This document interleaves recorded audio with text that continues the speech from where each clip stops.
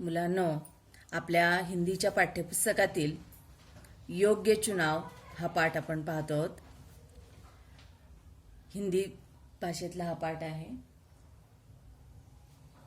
राजा मंगल सेन के मंत्री जगतराम बूढ़े हो चुके थे. उन्होंने राजा से स्वयं को सेवा मुक्त करने की विनती की.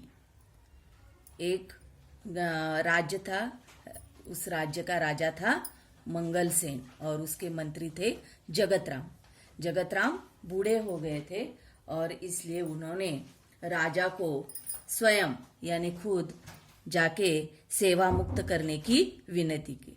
लेकिन राजा मंगल सेन ने कहा, आप पहले अपने जैसे सेवाभावी, परोपकारी और ईमानदार मंत्री का चुनाव कर लीजिए, तभी आपको सेवा मुक्त किया जा सकता है. क्या कहा राजा ने? आप खुद ही अपने जैसा, यानी कि जगतराम कैसे थे? सेवाभावी थे, परोपकारी थे और ईमानदार मंत्री थे, और उनके ही जैसा मंत्री लाकर उसका चुनाव करने के बाद फिर राजा बोले, फिर आपको सेवा मुक्त किया जा सकता है. जगतराम ने आदेश दिया, राज्य में ढिंडोरा पिटवा दो कि राज्य के नए मंत्री का चयन अगले गुरुवार को किया जाएगा. राजा के इस आदेश के बाद फिर जगतराम ने आदेश दिया सैनिकों को, अपने नीचे के लोगों को. क्या कहा? कि राज्य में ढिंडोरा पिटवा दो, म्हणजे मराठीत काय? दौंडी पिटवा, की राज्याच्या नव्या मंत्र्याची काय करायची? चयन करणं यानी चुनाव करना, खोजना. तो उसके लिए अगली गुरुवार चयन किया जाएगा. इस पद के इच्छुक 11 बजे राज दरबार में पहुंचे. जो लोग इस पद के लिए खुद को अच्छा समझते हैं वो 11 बजे, गुरुवार के दिन 11 बजे राज दरबार में पहुंचे. हरकारे गाव गाव ढिंडोरा पिटणे लगे. हरकारे म्हणजे दौंडीवाले. त्यांना मराठीत सुद्धा काही ठिकाणी हरकारे म्हणतात, म्हणजे शिपाई थोडक्यात. चयन वाले दिन राज दरबार की ओर जाने वाले मार्ग पर सुबह से ही नवयुवकों की भीड़ लग गई. क्या हुआ? चयन वाले दिन यानी कि गुरुवार के दिन सुबह से ही वो जो राज दरबार की ओर जाने वाला मार्ग था उस पर नवयुवक यानी कि तरुण लड़के, उनकी भीड़ लगी थी. बहुत लड़के जमा हुए. सैकड़ों की संख्या में युवक दरबार की ओर जा रहे थे. इसी रास्ते पर एक तरफ एक वृद्ध हताश सा बैठा था.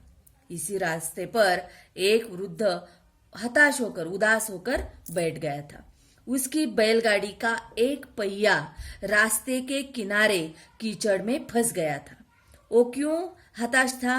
क्योंकि उसकी बैलगाड़ी थी. नीचे हमें जो चित्र दिया है उस चित्र में वो दिखाई दिया है कि एक बैलगाड़ी है और उसका पहिया नीचे जमीन में, दलदल में फंस गया है. वृद्ध ने कई बार पहिया कीचड़ से निकालने की कोशिश की पर असफल रहा. मंत्री पद के अनेक उम्मीदवारों ने राज दरबार जाते समय यह दृश्य देखा पर किसी ने भी वृद्ध की सहायता नहीं की. वो उसी मार्ग से मंत्री पद के चुनाव के लिए युवक जा रहे थे. अनेकों ने उस वृद्ध को देखा लेकिन किसी ने भी उसकी सहायता नहीं की. किसी के भी मन में नहीं आया कि हम उस वृद्ध की सहायता करें.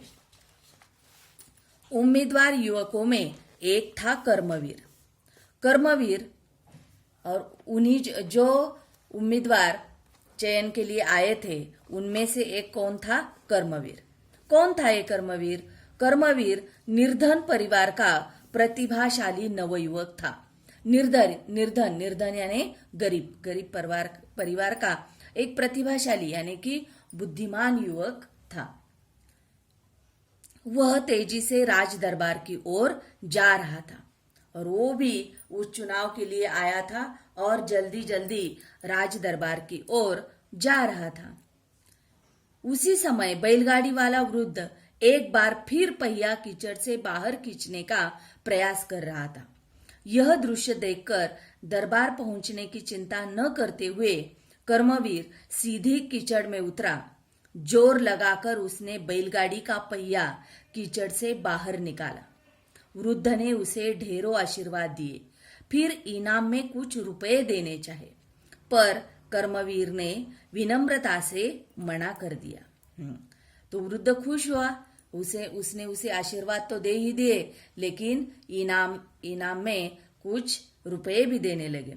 लेकिन कर्मवीर ने उसका इनकार किया, नहीं लिए वो रुपए। देर हो जाने की आशंका से भागते दौड़ते कर्मवीर दरबार पहुंचा। वह हाँफ रहा था, उसके कपड़े कीचड़ से सने थे। वो भागते दौड़ते बहुत जल्दी दरबार में पहुंचा। हाँफ रहा था, यानी कि उसे दम आ गया था, और उसके सभी कपड़े कीचड़ से सने थे, यानी चिखलाने भरले होते। सारे उम्मीदवार उसे देखकर हंसने लगे। सभी ने उसकी ओर देखा और ये क्या होलिया बना रखा है, कैसा आया है राज दरबार में, ऐसा देखकर जोर जोर से सभी लोग हंसने लगे। तभी बैलगाड़ी वाला वृद्ध भी वहां पहुंचा। तभी जो वृद्ध बैलगाड़ी लेकर सड़क पर था, वो वृद्ध भी वहां आ पहुंचा। वह वृद्ध कोई और नहीं बल्कि स्वयं मंत्री जगतराम थे।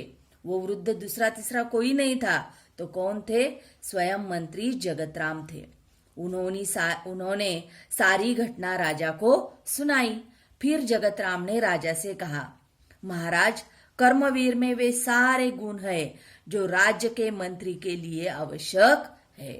फिर जगतराम ने राजा को सलाह दी कि कर्मवीर में जो तुम्हें चाहिए और जो मंत्री के लिए अच्छे है, वो सभी गुण कर्मवीर में है।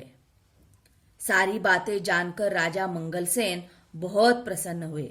उन्होंने कहा, जो सामान्य आदमी की पीड़ा से दुखी होता है, उसे दूर करने का प्रयास करता है, वही राज्य के ऊंचे पद पर बैठने का अधिकारी होता है। क्या कहा राजा ने? जो सामान्य आदमी की पीड़ा से दुखी होता है, उसे दूर करने का प्रयास करता है, वही राज्य के ऊंचे पद पर बैठने का अधिकारी होता है। जगतराम जी ने योग्य व्यक्ति का चुनाव किया है और आज से कर्मवीर राज्य के नए मंत्री होंगे। इस कहानी से हमें क्या सीख मिलती है? कि अगर हमें ऊंचा होना है, ऊंचा पद पाना है, तो हमें सामान्य से सामान्य आदमी की समस्याओं का ख्याल रखना चाहिए, उनकी ओर ध्यान देना चाहिए। तभी हम ऊंचे पद प्राप्त कर सकते हैं और अच्छी तरह निभा सकते हैं। इसी तरह ये पाठ यहाँ पे समाप्त होता है। उसके लिए जो प्रश्न है वो मैं अपने PDF में दे दूंगी। Thank you.